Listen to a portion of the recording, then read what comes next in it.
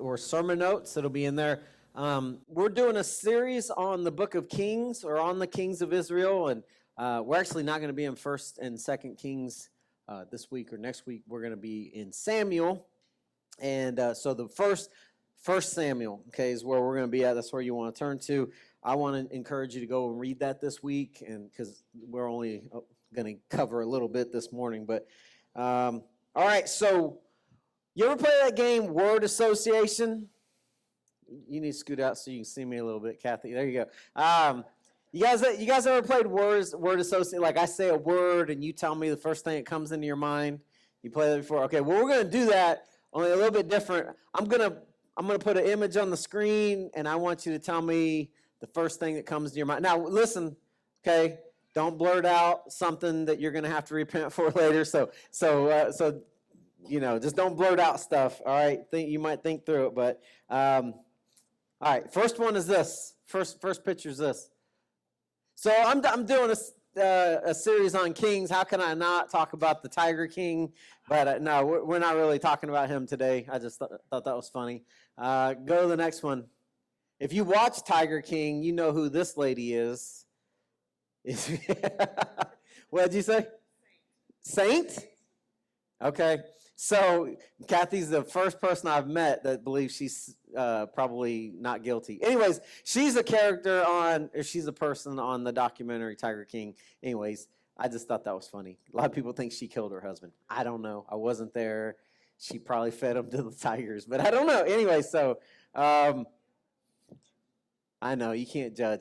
It was. Do you remember when she goes? She go because her husband came up missing mysteriously. She was like, a tiger wouldn't eat a human. She was like, you'd have to cover him in sardine sauce to get. I'm like, well, how do you know that? You know. Anyways, I don't know.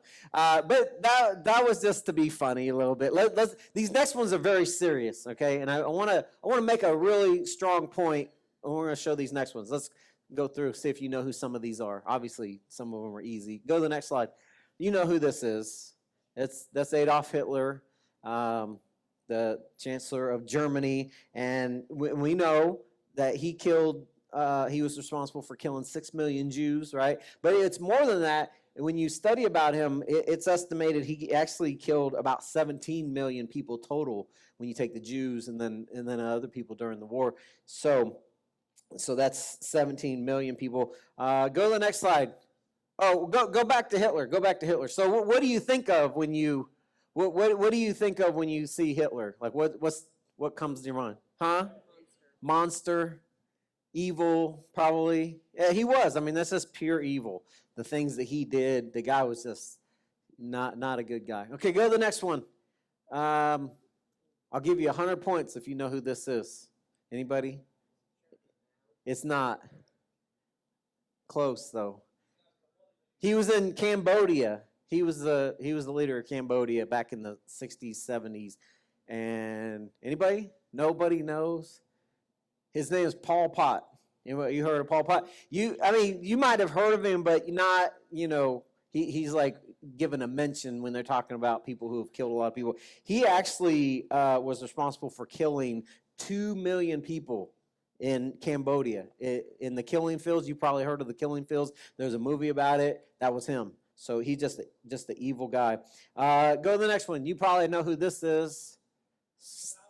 That's Stalin, Joseph Stalin. He was the leader of Russia back during World War II in that era. And we hear a lot about Adolf Hitler, and then maybe a little bit, but most people don't know much about Stalin. You know that Stalin was responsible for killing 20 million people.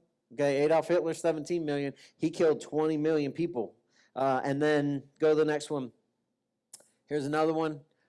Anybody know him? What is it?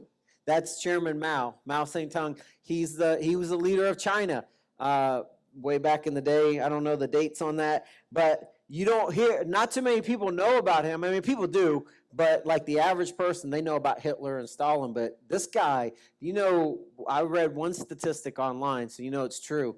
But one statistic said he was responsible for 77 million deaths. Think about that. 70s. I mean, that's a lot of people. I mean, he was the leader of China. There's a lot of Chinese people, but he killed 70 or 77 million. I mean, that's a lot. Just evil, wicked people. Okay, so those are kind of negative, evil people. Go to the next one. Who is this one? Who knows who that is? That's Winston Churchill. Yeah, I like Winston Churchill. He was a good leader. He's a good dude. Go to the next one. Link. What comes to your mind when you think of Abraham Lincoln? Huh? I can't hear you. This emancipation? Yeah. So that's what he is famous for. So the Civil War and all of that. Go to the next one. Everybody knows who this is, George Washington, the founder of our country. And so let me ask you a question. What do all of those people, okay, with the exception of the Tiger King crazy people, what do all of these people have in common? They're all leaders. And they're not just leaders, they were strong leaders. They were all really strong leaders. I don't know if you say good leaders, because this is what I want you to understand. If you're a leader, you have a responsibility, and you can use that leadership ability for good or for bad. I mean, there are people that killed millions of people because Adolf Hitler was a really strong leader. He was able to, and Stalin, really good communicators that could get a crowd of people to follow them, and they used it for evil. But like Winston Churchill and Abraham Lincoln and George Washington and many, many others have used their influence for good to make the world a better place. And so that's what we're talking about. So every one of you guys have some leadership capacity, and so it's up to you what you want to do with that. Are you going to develop that, or are you going to put it under a basket and hide it? So my wife and I, she was in the first service. Since this pandemic and everything, we've been watching a lot of documentaries. We've been spending time doing that. I don't know if you have or not, but one thing that we just watched this week was Waco. Have you guys, anybody seen that with David Koresh? You guys, because I remember that was 1993. I mean, I was just getting out of high school. I wasn't really tuned into what was going on in the world. I remember the name David Koresh. I didn't know any of the details. I just know they burned down the place. And it's a really fascinating. So if you get a chance, watch the documentary. It's a 6-part documentary. Really fascinating stuff. But what really intrigued me about it was that this guy was able to convince a bunch of people that he was God. Like he was very persuasive. He had a really charismatic personality. And so he was able to convince them that he was the Lamb of God. And so they looked to him. They believed in him all to the very end, where they were willing to lay down their life because of that. And it blows me away, because here you got a strong leader that could have done something good and productive with it, but instead manipulated it. There's another guy, you guys know Jim Jones, Jonestown. I think that was back in the 70s, where he had a bunch of people following him. It was a cult, and he got them to drink the Kool-Aid, and everyone committed suicide. He was able to convince them. Well, that was strong leadership. It wasn't good leadership, but it was strong. And so people are able to do that and manipulate other people. Let me ask you this. How many of you guys know the name Neville Chamberlain? Who knows who Neville Chamberlain is? Tom, who was he?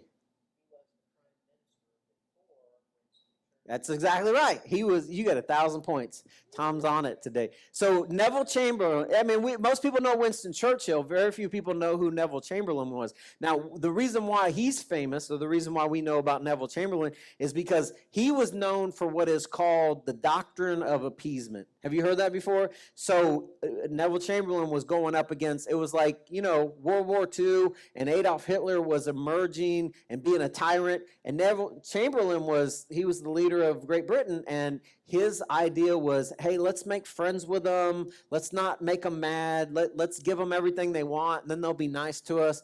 How'd that work for them? Like, how many of you guys know if you're nice to a bully and you give them everything they want, they're just going to keep taking more? At some point, you've got to sock them in the nose or whatever. At some point, you've got to take a stand. And he wasn't willing to do that. And so Chamberlain is known for being a weak leader.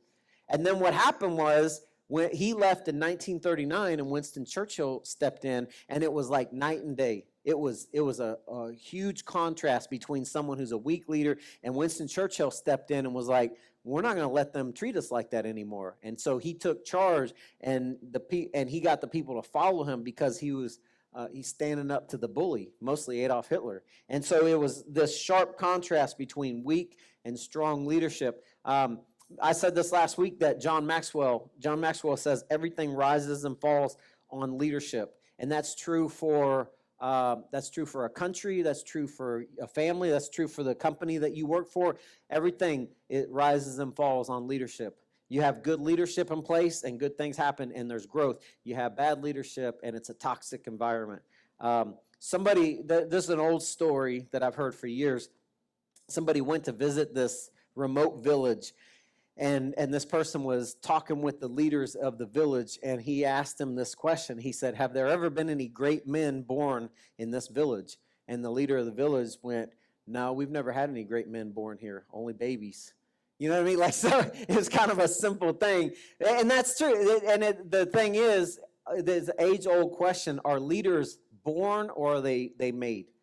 And we could debate that. There's been some pretty vigorous debate on that. People have different opinions. Are leaders born or are they made? And I think it's both. I think both are true, because I can give you an example of my own daughter, Grace. She was in the first service over here. Now, Grace is 12 years old, and Grace is a natural-born leader, right? I mean, and so much so that from when the time she could walk and talk. I just remember being like, when she was about 3 years old, my wife and I would walk in the room, and she's got Josiah and Maddie, she's like, okay, Maddie, you go over here, and Josiah, you do this, and she's just bossing them around. Well, that's leadership. I mean, she's just got that. That's an innate thing in her that she's from birth. She's just a natural born leader. Hopefully, she doesn't abuse that power and grow up to be a tyrant, dictator, and so some people are naturally bent that way. But here's what I don't want you to check out on this, because I don't want you to say, well, I'm not a natural born leader. I'm not,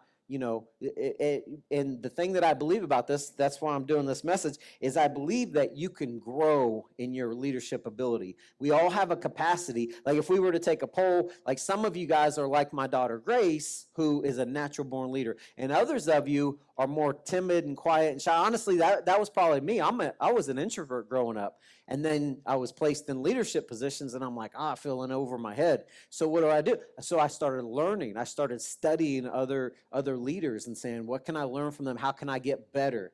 And over time, I watched how God's blessed that. So that's the thing for all of us that we need to get better. So the biblical example that we're going to talk about today, and hopefully we won't take a long time with this, is King Saul. And so I feel like I've talked a lot about Saul in this past year, because I did a series, if you were here, on David, and so I talked about David versus Saul. But we're gonna look at some leadership lessons from the life of Saul today, mostly what he did wrong, because Saul was a weak leader. Saul was not a good leader, and David was. And so the thing is, look, like what I said about Neville Chamberlain. So whenever Neville Chamberlain left office and Winston Churchill took over, there was a stark contrast. They were like, this Churchill is a great leader. That guy was weak. Well, whenever Saul died and David took over, it was almost the same thing, because David was a strong leader and Saul was a weak leader. And so we're going to look at why that was today. So in your notes, if you're taking notes, some leadership lessons from the life of King Saul. Number one is, it's important to lead from the front, okay? I've said this before, in terms of, if you look at, from a 30,000-foot view, you look at the life of Saul and you look at the life of David. Saul was a person who sent his men into battle, and David was a man who led his men into battle. And as a result of that, David's men would have literally taken a bullet for him. They'd run through a brick wall, right? They would do anything for him. He had loyalty because he was right there working with him.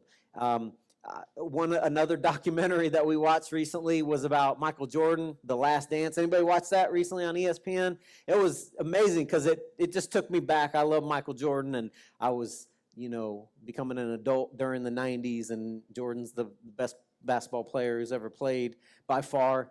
LeBron James is probably number 4 or 5 in my book. But anyway, so but it was an amazing documentary about Michael Jordan, who won 6 championships. Right? And so one of the things that you've seen in there about Michael Jordan is he wasn't always the best teammate, and he wasn't the greatest person, But on the basketball court, there's never been another person more competitive than him, and that's why he's the greatest champion of all time. And so they would interview some of his former teammates, and they were like, man, he was a jerk. And in fact, there was a couple times he hauled off and punched someone in the mouth in practice because he was always getting on to his teammates because he believed in practice you should give 100% just like you do in the game, right? And there were a lot of guys that didn't have that philosophy, and he was like, well, this is my team, and I'm not going to let you hold me back from winning the championship, so you got to go. Things like that. And so you get all done with his career, and guys were like, yeah, he wasn't a good, I didn't like being his teammate. Well, you like those rings on your finger, don't you? You know what I mean? Because that's what happens when you put in the work. And Michael Jordan admitted it. So when they were interviewing him, he goes, I admit that I was hard on my teammates. He goes, but I know, this is what he said that stuck out to me. He goes, I never asked them to do anything that I wasn't doing myself. Think about that. Like he was like, I gave 100% in practice, and so I expected them to do that. He goes, I never asked them to do anything that I myself wasn't willing to do. And it's just that he had this competitive drive. He was singularly focused. He had his focus on one thing, and he wasn't going to be deterred by it. He didn't care. Honestly, he didn't care about his teammates. He didn't care about the problems they were going through. He was like, just get your butt to practice and let's win some championships. That's all I care about. And that makes him a probably bad person, but a great champion. And I believe that you can I believe that you can be a successful person and still not have to treat people like that too. So I do believe that. But Michael Jordan was just an amazing basketball player. So in your notes, or this is not in your notes, this is in my notes. I sat down and I thought, if you want to be a great leader, you have to set the example, right? So if that's true at your job, if you're the leader over people at your job, or if you're the leader of your household, or people are following your lead in any capacity, you have to set an example, because we know the opposite's true, right? We've all seen people who are hypocrites, people who tell you to do one thing but they don't follow their own advice. And so here's some things that I just wrote down that I sat down this week and thought about it. You need to have a strong work ethic. If you have a strong work ethic, if you're a leader, you better have a strong work ethic. You need to have the mentality that nobody's going to outwork me. You need to have a mentality that says, I'm going to be the hardest worker at this place. I'm going to show up early. I'm going to stay late. I'm going to do more than what's expected. I'm going to do, here's something you might even want to write down. You should, I don't care if you're a leader or follower or whatever you are, you should do everything with excellence. Excellence. I don't understand why people cut corners and do things halfway, because you're going to have to go back and redo it anyways. Do everything with excellence. If it deserves your time, it deserves you doing it right. Amen. Can I get a witness? Can I get an amen? Right? It's just do everything with excellence.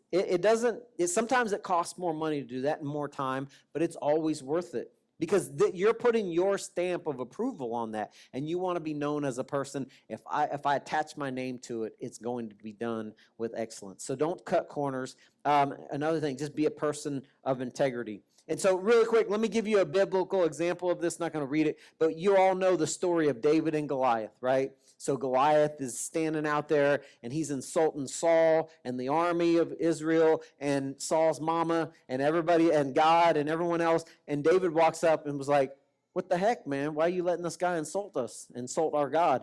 And so he goes to Saul, and Saul's shaking in his boots. He's the leader of Israel, but he's a coward. And so what Saul did is, instead of him going and fighting Goliath himself, he sent a boy. Like one of these two boys over here, he sent someone about your size to go fight a giant. Can you imagine that? Can you imagine how much of a coward Saul was to go, I'll let him go die, but I'm not going to risk my... And that's the kind of person he was. And so that's what made him a weak leader. So we need to lead from the front. And I believe this. I can't prove this. I think that if Saul would have went and fought Goliath, I think God would have been with him and gave him the victory. But as a result of his being a coward, he let David get the victory. And so people started chanting his name, and Saul, got jealous of all that. So, which created this next one. Number 2, I want you to write this down. This is so huge. This is so important. You need to be secure in your calling. Okay? Let me read this passage to you in 1 Samuel 10, verse 21. Okay? We're going to jump right into the middle of the story. So God, last week I told you the nation of Israel asked for a king, and God's like, all right, I'll give you a king. And so he chose Saul, and here's how that went down. It says, and finally Saul, son of Kish, was chosen from among them. But when they looked for him, he had disappeared. So they went and asked the Lord, where is he? And the Lord replied, he is hiding among the baggage. So they found him and brought him out, and he stood head and shoulders above everyone else. So what was going on here? I mean, I've sat and thought about this. Was he just being humble? Was he just being modest? I don't think he was. I think he was a coward. I think he was insecure about who he was, because that is a thing. You know, like if someone says, hey, we got to do something, we need a leader, and you might be like, I don't need a title, but if I can lead this, I'll do that. But I don't have to do it, right? It's the aw shucks thing. You know, I know people that are sincerely like that. They're really modest and go, I don't need to be the front person, but if I can help, I'll do that, right? That's one thing. But what he was doing, he was shying away from that because of his insecurities. And so when they were going to make him king, where was it? He was hiding in the luggage compartment. It's just crazy. So this is in my notes. You can write some of these down if you want. But again, I sat down this week and I started thinking about whenever, just put on your thinking cap with me for a second. Whenever you take a person like Saul, who was insecure about himself, and you put him in a leadership position, there are certain negative characteristics that begin to work themselves out into their life. And you've seen this and I've seen this. Things like jealousy and envy and greed and pride and arrogance. You ever work for someone like that? You ever had to, your supervisor or boss was arrogant or prideful or jealous of you? Sometimes they turn into an egomaniac. Sometimes this position of authority will develop a superiority complex in somebody. You ever, they'll talk down to you because they have the position over you? I've had that happen before. And sometimes there's resentment and bitterness, and sometimes they're suspicious of you. And that's what the case was. Saul was really suspicious of David because he was insecure about himself. And here's David, this leader, and they're chanting his name. And this is what after David killed Goliath, they were like, they threw a parade for him, and the women were going, Saul killed his thousands, but David's killed tens of thousands. Well, he didn't. He only killed one guy, but they were heaping all this praise on him. And who heard that? Saul's like, what? I mean, he literally said that. He said, what? They're crediting him with tens of thousands and me only thousands? Well, from that point on, it was on, because he couldn't stand the competition. Do you know what happens if a secure leader gets some competition? Do you know what that does? It doesn't create these negative things. It creates a competitive drive. It creates a thing in us that we want to get better. Like, I'm going to let you push me. But if you're insecure, if you think someone's going to steal your job or your title, you're always going to try to manipulate the situation. You're always going to lord it over people. But if you're secure, you're like, hey, a little friendly competition never hurt anybody. This is going to drive me to get better. And that's the mindset that we need to have, okay? So we need to be secure in our ability. Let me give you a piece of advice, too. This is for everybody. If in some capacity you get a leadership position, I don't care if you're a father or a mother or at your job, they put you in charge of something, I don't care if your capacity for leadership is here, you can always go here. You can always grow. And how do you do that? You do that by reading books. I listen to audio podcasts. There's so many resources out there that if you feel like you're stuck and you're underperforming, you can always get better. You can always grow as a leader. So I'll tell you a couple of stories. One is about John Maxwell, which he's a leadership guru from way back in the day and written numerous books. And the thing about John Maxwell, the reason why I resonated with him so much back in the day is because he was a pastor. And so in the early 70s, he became a pastor. He graduated seminary, and he's 21 or 22 years old. Now he's the pastor of this church. And he recounts the story about, he's like, okay, I got this church that's established, and there's older people there. And he goes, I'm 21 years old, and now I'm the pastor for these people in their 70s and 80s. He goes, how am I going to get their respect? He goes, because I'm so young, I'm old enough to be their great-grandson. So he just struggled with that. He struggled with insecurities about leading people that were older than him. So what he did was he decided, to go and to pick the brain of other pastors. So what he did, he didn't just go for anybody. He went and found people in his region. This was like Indiana area. And so he went and found people that had big churches. And he would call their office and he would ask the secretary. And he said, every single time, he goes, I will give your pastor $100 if he'll let me take him out to lunch or take him out for coffee. And so he was able to take this pastor who was probably very busy and didn't really have time to meet with it, maybe, but $100 is $100, you know what I mean? So he would give him $100 and the guy would come out for coffee with him and he would just pepper him with questions the whole time. Just, hey, how do I handle this? Hey, how do I do this? Because I'm young and I don't know, I'm not experienced, and you've been doing it for a long time. And he goes, he gained so much wisdom and insight by doing that. It was well worth the $100 that he paid the guy. You know what I mean? There's another story there's a guy down in Dallas, Texas named Ed Young. He's one of my favorite pastors. His church is Fellowship Church. I like listening to his sermons online. He's pretty creative. And anyway, his church has got like 30,000 people, okay?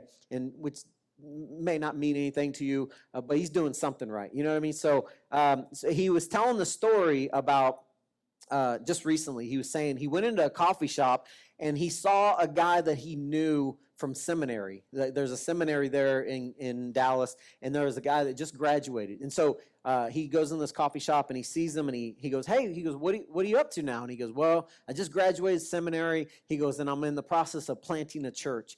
And so Ed Young he goes, for 30 minutes, I sat down and talked with this guy, and as we drank coffee, and he goes, for 30 minutes, this guy wouldn't stop talking. He was just telling me about everything he was going to do. And he goes, I was fascinated by it. It was really, he goes, I enjoy that. He goes, but here's what I thought. And you may take this as like an arrogant thing. I certainly didn't. Because he goes, this guy is a church planter about to plant a church. And across the table from him is a guy who has 30,000 people at his church. You would think he would ask a question or two to that guy. He goes, but not one question. Because if it were me, I would be peppering him with questions. And that's me. Because whenever I start, even to this day, I've been a pastor for almost 20 years. Whenever I find someone who's another pastor, I'm just picking their brain. I'm like, what are you doing at your church? What can I learn from you? Because that's what leaders do. If you don't do that, if you don't ask questions, you're going to be capped out. Almost like a bottleneck of your leadership. Because I promise you, I could show you we could line up all the pastors in the country with big churches, like mega churches, and whenever they're around other people with mega, even it doesn't have mega church. It could just be someone who they consider as successful. They're asking them questions, and you would think, well, that person's arrived. I mean, they got a big church, or even in the tech world, you got people, like. Whoever, Bill Gates and, just everyone in the tech world, you hear stories about them when they get around other leaders, they're asking them questions. Why? Because they want to get better. As soon as you stop asking questions, that means you've arrived or you feel like you've arrived. And once you feel like that, you stop growing. And so leaders need to ask questions, okay? So you need to be secure. And my point about that is you're not going to do that if you're insecure.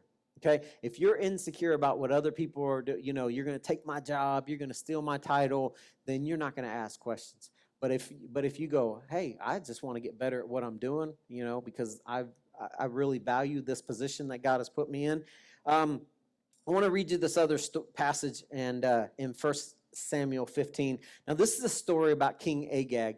And so what happened was, you can go back and read this on your own, but in 1 Samuel 15, God had Samuel go to King Saul, and he goes, I want you to go to the Amalekites, and I want you to wipe them out. And he goes, I want you to kill everyone there, including the animals. I mean, it was pretty horrific stuff, but that's what he told him to do. And so King Saul led his people. This is one of the times that he actually went into battle, and they went and they defeated the Amalekites, just like God told him to.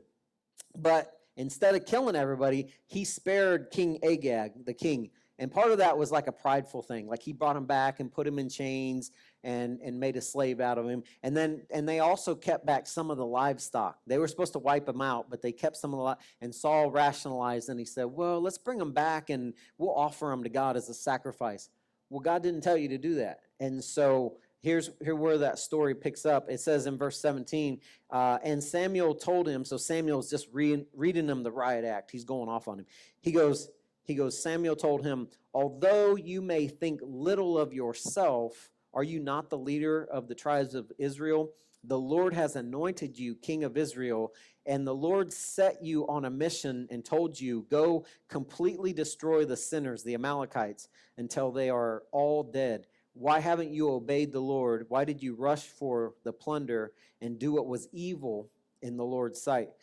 There's a principle in this about following God, is that half obedience is full disobedience. You know that, right? If God tells you to do something and you only do part of it, I don't care if it's 99% of it, God takes that as an offense, and he says that's complete disobedience. And we've got to learn that. All of us. I mean, I'm guilty of it myself, about when God asked me to do stuff, not fully doing it. Trying to, I would just do it this way. Well, God really doesn't need my input. You know, he's smarter than I am. Now, look what happens in verse 30. And it says, then Saul pleaded, I know I have sinned, but please at least honor me before the elders of my people and before Israel. Look at that. Look how crazy that was. He wasn't concerned with the fact that he offended God. He wasn't concerned with, with what he did. All he cared about was, what are people going to say about me? Right? Samuel, will you go and honor me before all my people so they think everything is cool? And I just want you to understand that if you want to be a good leader, if you want to be a strong leader, you cannot be concerned with the opinion of other people. You just can't. If you're consumed by that, what will happen to you is you'll always be insecure, and you'll always be going on social media and reading the comments and going, who liked my post and who didn't click like on my picture, and who's saying what about who. And great leaders don't do that. Strong leaders who are secure in their position, they don't have the need to gain the approval of everyone else. They just do it and say, if you don't like it, that's your problem. You know what I mean? And I know people that struggle with that and being liked by everybody. If you're going to be a strong leader, if you're going to be a leader of any kind, you are not going to be liked by everybody. You're going to ruffle some feathers, and feathers need to be ruffled. Can I get an amen? Some of your feathers need. Anyway, so let's number 3. Let's move on. I just want to talk about this for a second. I feel like I've talked about this recently, but we need to control our emotions. If you want to be a good leader, a strong leader, you had better learn to control your emotions. The story there in 1 Samuel 18, this happened several times. Just read it with me. So you got David, who was serving in the king's court, King Saul. And Saul was struggling with some stuff. Look what in verse 10. It says, the very next day, a tormenting spirit from God overwhelmed Saul, and he began to rave in his house like a madman. Now, I could talk. Some of you guys do that, and some of you guys do that at your house, and I've done that before. But he says he raved like a madman. David was playing the harp as he did each day. But Saul had a spear in his hand, and he suddenly hurled it at David, intending to pin him to the wall. But David escaped him twice.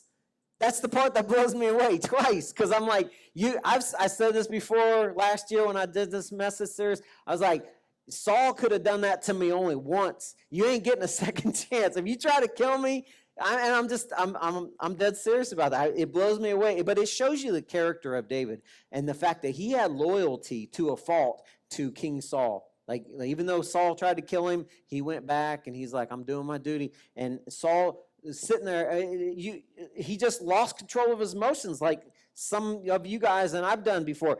And what happened was bad things happened. So he had this spear in his hand, and he's stewing. He's replaying the thing about David. David's killed his 10,000. Saul's killed his thousands. And he's sitting there replaying that in his mind. And there's David over there. And David's better looking than him. And David plays the harp better than him. And David, you know what I mean? Like, people like David more than him now. And so he's like, I'm going to kill him. And so he just lost control of his emotions. And I mean, fortunately, he didn't end up killing him.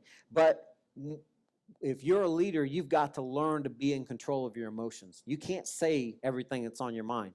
You've got to learn to control these things.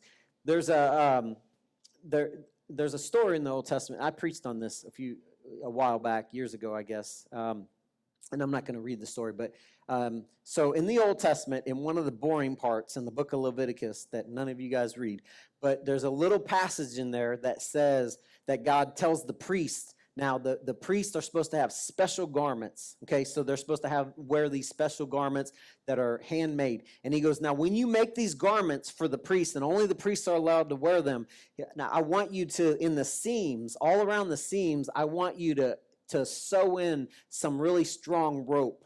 And there was a purpose for that, because there was a thing in Israel back in the day that whenever tragedy would strike, the people would take and rip their clothes. They would call it rending their garments to show they were weeping, right? They were just freaking out. That's what happened. If somebody dies or an army would invade and kill a bunch of people, a tragedy would strike, they would rip their clothes off. And God said, the priests are not allowed to do that. So put ropes in there so they can't rip their clothes. Because here's why. Because when everyone else is when everyone else is losing their mind, there has to be a leader that keeps his head. There has to be. Somebody has got to have a level head when all the chaos is going on. And that's what leaders are supposed to do. And that's what the priests were supposed to do in the Old Testament. So we have got to learn to control our emotions, or else you'll never be the leader that God intended for you to be. The next one, number 4, is, and I'm almost done, is don't bypass the process. There's a story about Saul where it's one of the things that God just had fed up with him. So they were about to go into battle, okay? Saul had all his men, and they were about to go into battle, and he goes, I want you to call Samuel, bring Samuel here so Samuel can offer sacrifices before we go into the battle so we'd be successful. So they sent him a text message, and he didn't respond. So for 7 days, Samuel did not show up to offer sacrifices, and Saul was impatient.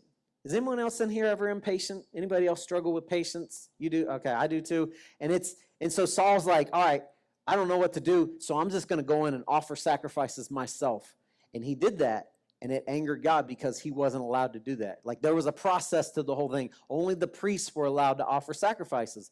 And so he did something that was really, really, really wrong. And he didn't respect the process. And then I thought about that in terms of, as a leader, there's a process for every leader, that everyone in here, whatever leadership you have, there's a process. And what happens is we get envious of other people, and we start to look at somebody who's years down the road from where we are and go, well, they make more money than me, and they got a nicer house than I do, or they're better off in whatever capacity you want to say, and you're jealous of them, but you don't realize that was a process that they went through. Like, they had to work themselves up to that. And so I want you to, like, there's a saying called, don't despise small beginnings, right? Because wherever you're at right now in your stage of life, you can always do something to change it to get better, but it's usually not going to happen. Like, can I burst your bubble for a second? None of you are probably going to win the lottery. I hope that you do, because we're trying to build a building, and I would love it if you won the lottery. But if you count on that, you're going to be disappointed your whole life. So if you want something in life, go get it. Go achieve it. We live in the land of opportunity, greatest country on earth. You can be somebody if you want. You can be a millionaire if you want it, but it takes sacrifice. It just does. And so don't despise, don't try to bypass the process. I talked about this. So there's a guy that goes to our church, Chuck White, and he's in recovery. He just got out of prison like 2 years ago. He's been sober for 3 years though, and he's held down the same job. As soon as he got out of prison, he went and got this job. It's like a factory job. He makes decent money, but it's not a career for him. You know what I mean? Like he goes to work every day, but he doesn't love it, and so he and I has had this conversation because we go fishing a lot. And so I've been impressed with the fact that he goes to a job that he really doesn't like every day. But it's important to him because it's teaching him discipline. So a while back, he decided, and he's in his 40s. I don't know how old he is. He's younger than I am, but he's in his 40s. He decided to go to college, not go back to college because he never even finished high school, I don't think. But he's now enrolled in an online college because he wants to do biblical counseling. And I'm like, and it's kicking his butt, and so he doesn't have time to go fishing right now, which is a drag. But what I tell him is, you just got to keep your head down because this is a season. This is like the beginning of something great. You got to put in the work now, and then you enjoy the fruits on the. Does that make sense? But I can't tell you how many people want to bypass that. They just want to skip to the end. And I do too. We all want to get to the good part. But there's something about a process. I mean, I remember when I've told you this before. I remember being in Bible college, and I only slept like 3-4 hours a night. I would get home from work at 11 o'clock at night, and I would put on a pot of coffee at 11 o'clock at night. And then I would stay up studying as late as I could, and I'd get a couple hours sleep, and I'd wake up and go to class, and then go to work, and do it all again, drive back to Kansas City. And I was about to kill myself. But I remember talking to some pastors, and they said, this is just a short time. This is like boot camp. You're training yourself for, because, and I think back, that was the easy part. Dealing with some of you people is way. No, I'm just kidding. Kathy, I wasn't talking about you. No, I'm just kidding. No, but so you're preparing yourself for greater things to come. I hope that makes sense to you. Really quick, I want to show you this video. This video will help you guys. Okay, this is from Matt Chandler. Let's watch this real quick. What is the difference between a successful leader and an unsuccessful leader? Well, I mean, I think that goes back to obedience with what you've been gifted at. I think that's a parable of the talent. You know, talent, my understanding there is talent's more opportunities, what you do with the opportunities you've been given, how you interact with those. And so ultimately, I don't think success can, in fact, I would with deep conviction say success cannot be defined by the crowd that you're able to gather. Even baptisms and things like that, I think are all kind of skewed. I think ultimately success is you fulfilling your calling, the ministry God has given to you, so that with all your energy, all your effort, under the banner of the grace of God, you're working to be obedient to all that God has for you. And so well, how do you discover that, maybe? Well, I mean, and that's the messy part of it, right? I mean, I think the messy part is walking with others in community so they can affirm or deny that that's your calling, that's not your calling. I mean, I can't tell you how many people that I meet, young men that come up to me and just say, I just feel really called to preach. And I'm going, so in your local church, who's affirming that? Well, I'm not really plugged in. Well, I can, with all my heart, tell you, you're not called to preach. I mean, you're not even being obedient to simple tenets of Christian doctrine. I wouldn't trust you with the Bible in front of people. All right, you got no one in your life affirming this calling. You got no church that you're plugged in using this gift for. So I'm utterly convinced, brother, in this moment that this is not. So who you're walking with people who can affirm your gifting, using your gifts in the local context. I mean, the first kind of rhythmic teaching I ever did was 4th grade Sunday school.